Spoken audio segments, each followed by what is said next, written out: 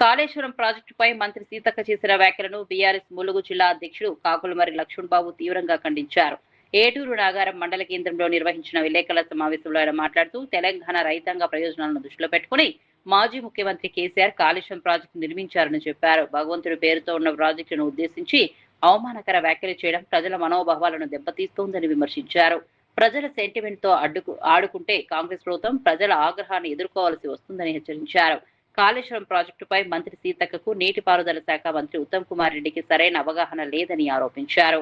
ఆర్థికంగా భారం అవుతుందని తెలిసి కూడా ప్రజల కోసం ఈ ప్రాంత రైతాంగం కోసం ఏ విధంగానైతే ఆంధ్ర పాలకుల చేతుల్లో తెలంగాణ రైతులు నీటికి ఇబ్బందులు పడ్డారో, దగాబడ్డారో వాటన్నిటిని దూరం చేయాలని చెప్పి మన ప్రియతమ నాయకుడు కేసీఆర్ గారు కాళేశ్వరం ప్రాజెక్టు మొదలుపెట్టి అపర భగీరథుడు దేవుడు అని ఇక్కడ రైతులు తనని మొక్కుతున్న సందర్భాలు మనం చూసినాం. వీటన్నిటినీ ఓర్వలేక రేవంత్ రెడ్డి గారి ప్రభుత్వం వచ్చిన తర్వాత కేసీఆర్ గారి పేరుని అప్రతిష్ట పాలు చేయాలి, ప్రజలు ఏదైతే కోరుకుంటారో కేసీఆర్ గారు ఇచ్చిన ప్రాజెక్టులకి వెళ్ళి నీళ్లు రావాలని, అవి నీళ్లు రావద్దు అనే ఒక కుట్రతోటి మొత్తానికి నీళ్లు ఎత్తిపోయడం అనేది బంద్ చేసింది ఇక్కడ రేవంత్ రెడ్డి ప్రభుత్వం. మేడిగడ్డ అనే ఒక 2 పిల్లర్స్ ఏవైతే కుంగిపోయిన వాటిని కూడా మన గౌరవ మంత్రివర్యులు సీతక్క గారు కూలిపోయినాయని మాట్లాడుతున్నారు. ఇది చాలా దురదృష్టకరం.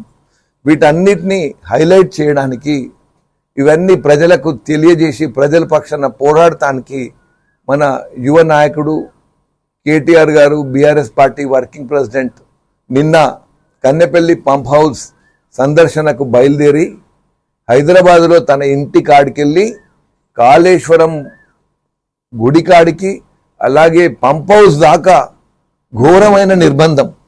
నేను కూడా ఆ మొత్తము కేటీఆర్ గారి ఇంటి దగ్గరికి వెళ్ళి కాళేశ్వరం దాకా నేను కూడా వారితో ప్రయాణించడం జరిగింది. వారి కాన్వాయ్లని అడుగడుగున అడ్డుకోవడం.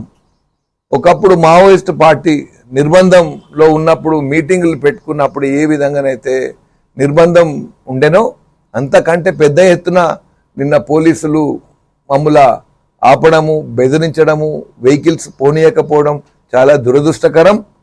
అయినా కానీ ప్రజల ఆశీర్వాదంతో ఇక్కడున్న తెలంగాణ రైతుల కోసం కేటీఆర్ గారు కన్నెపల్లి పంప్ హౌస్కు చేరుకోవడం జరిగి అక్కడ 1,00,000 క్యూసెక్ల నీరు రెడీలీ అవైలబుల్ ఉన్నా ఏ విధంగానైతే రేవంత్ రెడ్డి ప్రభుత్వం ఆ పంప్ హౌస్లకు వెళ్ళి నీళ్లు తోడడం బంద్ చేసిండ్రో అది ప్రజలకు తెలిసేటట్టు చేసినందుకు మన నాయకుడు కేటీఆర్ గారికి నిజంగా అభినందన తెలియజేస్తున్నాను.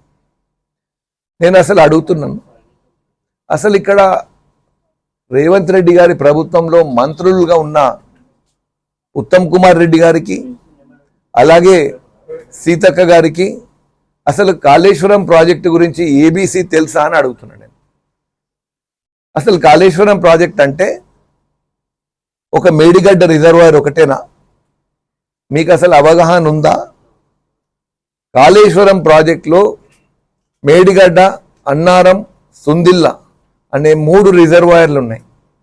3 రిజర్వాయర్లల్లో మేడిగడ్డ ప్రాజెక్టులో 2 పిల్లర్స్ కుంగినాయి, ఒక 2 ఫీట్లు కుంగినాయి.